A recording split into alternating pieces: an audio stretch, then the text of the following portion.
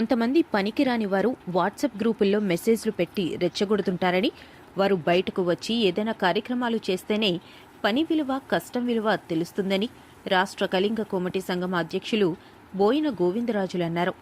సోంపేటలో శ్రీకాకుళం జిల్లా కళింగ కోమటి సంక్షేమ సంఘం అధ్యక్ష కార్యవర్గ ప్రమాణ స్వీకారంలో ఆయన ముఖ్య అతిథిగా పాల్గొని అక్కడ ఏర్పాటు చేసిన వేదికలో మాట్లాడుతూ, స్వర్గీయ వైశ్యరాజు అప్పలరాజు ట్రస్ట్ భవనం జాతికి అంకితం చేసే వరకు నా పోరాటం ఆపనని స్వర్గీయ గౌతు లచ్చన్న పురిటిగడ్డ సాక్షిగా చెబుతున్నానని అన్నారు.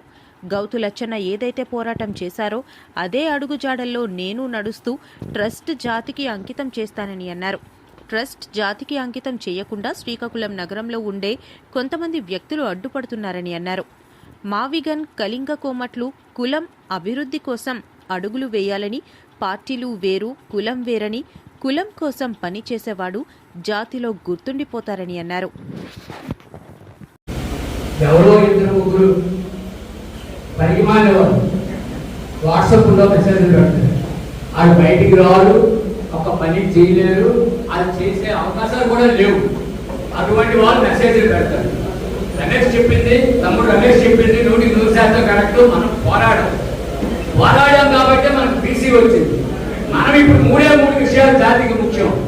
రకాలు చేసామా, గొడుగులు చేయించామా, కోవిలు కట్టామా, ఇవన్నీ కామన్. మనం ఎప్పటి నుంచో చేస్తూ ఉంటాం. అవి 10 సంఘాలే చేయాలి తప్పించి, పట్టణ సంఘాలు చేయాలి తప్పించి, రాష్ట్ర సంఘం జిల్లా సంఘం చేయడానికి కావాలి. ప్రతి గ్రామ సంఘాలు చేసుకోవాలి ఆ కార్యక్రమాలు. అవి చేసుకుంటాం కూడా. మనకు కావాల్సినవి మూడే. ఒకటి, మనకి బీసీ 3 జిల్లాలకే ప్రభుత్వం ఇచ్చింది. రాష్ట్ర గవర్నమెంట్ 25 జీవో నంబర్ ప్రకారంగా పెద్దలు అన్నయ్య గారు ఉన్నారు, శివారెడ్డి గారు, అశోక్ గారు ఉన్నారు కాబట్టి తెలియజేస్తున్నాను. మనమే మంత్రి గారికి రిప్రజెంటేషన్ ఇచ్చాం. ఒక 30 మంది విజయవాడ వాళ్ళు కలిసి వెళ్ళి ఇచ్చాం.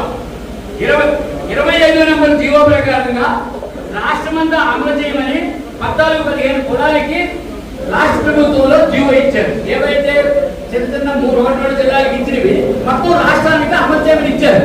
కానీ ఆ జీవో ఇంప్లిమెంటేషన్కి బీసీ సెక్రటరీ దగ్గరికి వెళ్ళినా, ఎవరి దగ్గరికి వెళ్ళినా, బీసీ మంత్రి దగ్గరికి వెళ్ళినా, ఎవరి దగ్గరికి వెళ్ళినా అది పట్టించుకోవడం లేదు. మొన్న నేను అచ్చెన్నాయుడు గారికి అడిగాను, అయ్యా ఏంటి దీని సమాధానం ఎవరు చెప్పుకుంటున్నారు?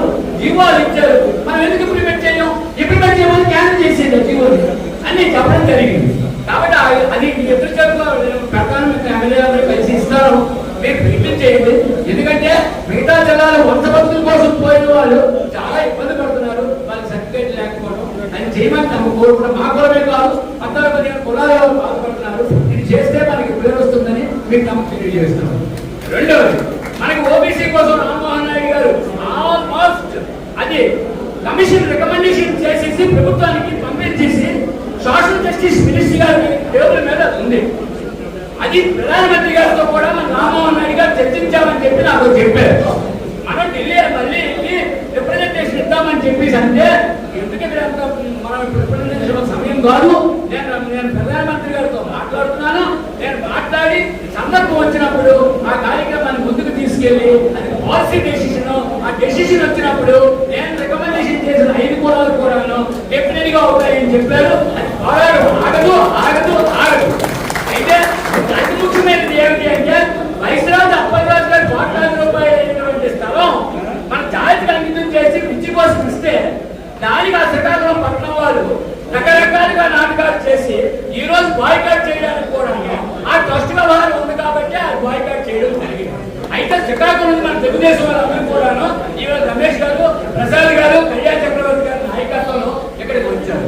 ట్రస్ట్ మేనేజ్మెంట్ వాళ్ళ దగ్గరే ఉంటున్నామండి, ట్రస్ట్ అధ్యక్షుడిగా వాళ్ళే ఉంటున్నామండి. కానీ ట్రస్ట్ జాతికి అంకితం చేయాలి అని శ్రీకాకుళంలో, వాడబొమ్మలతో, రాష్ట్రంలో కాదు, సోంపేటలో కాదు, అది జాతికి అంకితం చేయాల్సిన అవసరం ఉంది. దానికోసం పోరాటం చేస్తాను. అది వాళ్ళను దానికోసం మీ అందరూ కూడా సోంపేట నుంచి ఎలాగైతే బీసీ అప్పుడు పోరాటానికి నాటి పలికారో మళ్ళీ దీనికి పలాస సోంపేట కాశీముఖ వాళ్ళు సపోర్ట్ ఇస్తే నేను మళ్ళీ దీనికి నాయకత్వం వహించి ముందుకు తీసుకెళ్తాను, నాయకత్వాలకు సహకారం తీసుకుంటానని తెలియజేసుకుంటున్నాను. ఇప్పుడు పెద్దలు మాట్లాడవలసిందిగా